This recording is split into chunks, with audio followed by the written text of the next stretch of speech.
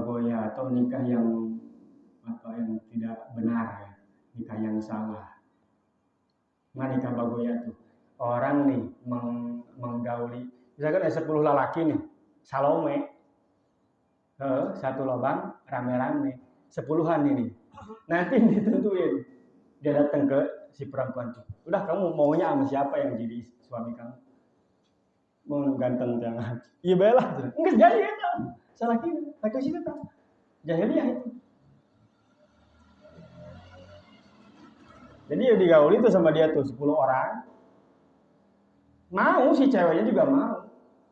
Dia teman jinah babarengan di awewe hiji lalakina 10.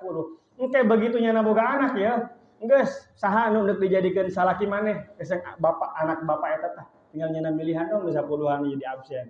Mana ieu do loba duit. Lu ieu bae lah. Tah itu namanya. Itu nikah sifah jahiliyah di antara begitu juga. Kan itu parah kan. Nggak ada harganya perempuan. Paribasana pelacur masih dikasih duit. Tapi itu masa salah milih? Deres bae mun anakna mirip saha, deres bae deres. Saraja salah itu ya. Tapi mah tinggal milih doang geus hayang saha bapana.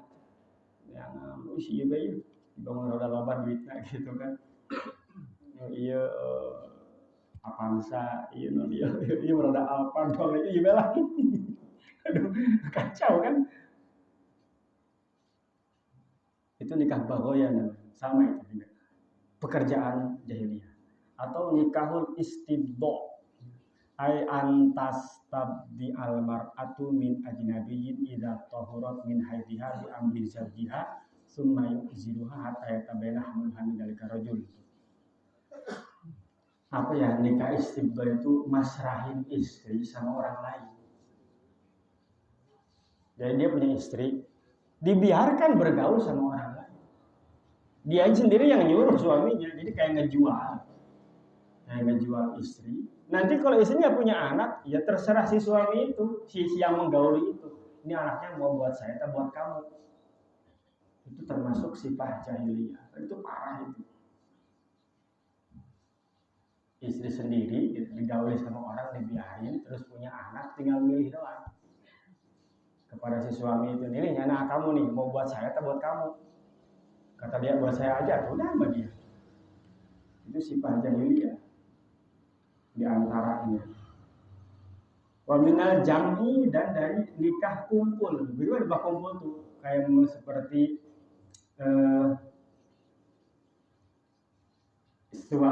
adik dengan kakak gitu. Tetehna jeung adik dikawin sekaligus. Lain turun ranjang lain. Tetehna hirup keneh, ada dikawin. Atau adina hirup keneh, tetehna dikawin. Jadi dua perempuan yang haram untuk sama-sama dikawin, itu dikawin, itu jangan. Kan nggak boleh. Kayak seperti menikahi ponakannya juga menikahi bibinya, ya jangan. Itu kos gitu, itu termasuk sifat jahiliyah. Jadi dia kawin sama adiknya juga, kawin sama tetehnya juga. Itu kan secara logika juga diharamkan oleh agama, kaharti kurang. Atau bakal dipasialun. Anu beda indung beda bapak ge pasea bae nu nyandung dia. Atau komo eta. Cenah ambe akur boro-boro. Jadi mah dulu ieu. Yaitu nikah sifat jahiliyah termasuk begitu. Atau nikah muqti, yaitu nikah akbaru auladir rajul zaujatahu min ghairi dzalik. Ayan kiha akbaru auladir rajul zaujatahu. Seseorang anak laki-laki yang paling tua, ayan kiha akbaru auladir rajuli zaujatahu. Anak laki-laki yang paling tua menikahi istrinya. Si A punya istri si B. Si A ini punya anak laki-laki paling tua, siapa? Baik itu berhak menikahi istrinya ini. Ini nikahnya emak. Ini 2 orang suami istri, punya anak 10 misalkan. Dari 10 orang itu siapa laki-laki yang paling tua? Nanti si ini mati, bapaknya, dia yang ngawin ibunya. Ini kan blow on gitu. Itu sifat jahiliyah. Maka itu Nabi dari Adam sampai Kanjeng Nabi Muhammad dibersihkan, disucikan oleh Allah, dijaga dari hal-hal yang seperti itu. Di antaranya itu macam-macam sifahil jahiliyah itu sudah tidak beradab lah, tidak bermoral ya. Makanya diatur Islam tadi. Dia kan lebih parah ti binatang. Untuk saya yang hayam, indung ngalos, hayam nak. Hayam untuk buka akal, jelema. Itu pekerjaan orang jahiliyah zaman dulu. Dan itu semua terjadi karena memang satu budaya, dua maka nikah itu budaya tetap begitu harus baik. Kayak di kita, sejelek-jeleknya orang kalau mau nikah manggil ustaz. Itu bagus, memang harus begitu. Karena kalau tidak begitu khawatir. Maka ada Kementerian Agama, ada KUA. Karena itu tuh harus dijaga bukan oleh syariat agama doang, tapi oleh masing-masing orang dan adat, kebiasaan, hukum negara harus dijaga. Karena kalau nggak begitu, waduh bahaya. Mungkin kalau manggil pastor. Ya sejelek-jeleknya orang di kita, kalau dia orang nggak pernah sholat, nggak pernah apa, tetap mau nikahin anaknya manggil ustaz. Minimal agak ngadoa gitu. Artinya sudah membudaya lah. Sudah membudaya. Itu baik.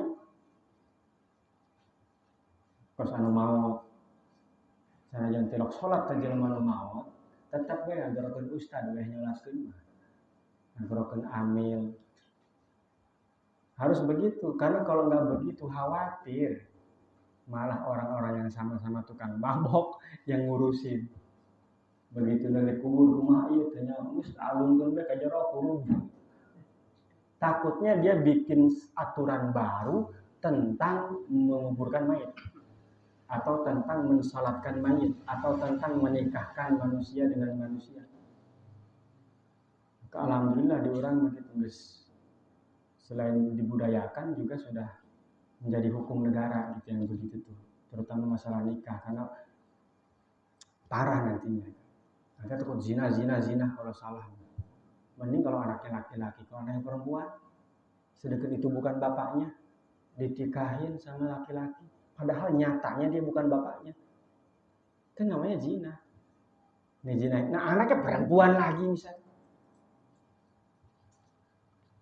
Maka itu di kita dibudayakan dan dibikin hukum positif dalam negara.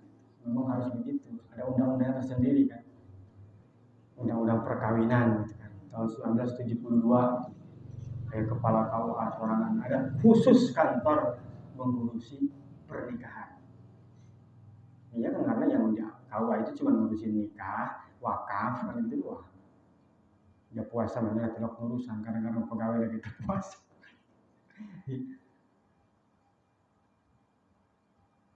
Tidak sempurna tapi sudah bagus.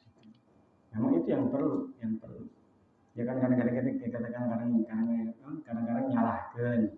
Oh cuma urusan perduitan macam nikah kan kudu keluarkan duit. Ya tadi atur, tapi urusan puasa mah tadi atur. Ya memang lebih penting ngatur agama itu urusan nikah. Yang lain himbauan aja udah cukup kasarnya begitu. Tapi kalau nikah ya diurus mah bener. Maka perlu ada KTP, kartu keluarga. Itu nyambung nanti ke situ. Ya kan biasa ketahui ini orang binnya siapa, bapaknya siapa, namanya siapa, alamat di mana, jenis kelaminnya apa. Maka hal-hal yang berhubungan dengan itu untuk tujuan pernikahan itu memang penting. Tadi orang bagus harus dijadikan hukum itu bukan sekedar budaya. Karena kalau tidak ya kayak dilembagakan ya. Karena kalau tidak begitu repot. Kenapa di Amerika orang bebas asal mau hidup bareng udah kumpul kebo? Karena di sana kan nggak ada lembaga nikah. Jangan itu sih. Orang jangan pernah kayak itu. Kan bisa memastikan pasti udah. Karena kalau ada bakal begitu. Orang diatur. Jadi kita yakini bahwa Nabi lahir dari rahim-rahim yang baik berdasarkan nikah Islam, bukan berdasarkan perzinahan kebiasaan orang jahiliyah.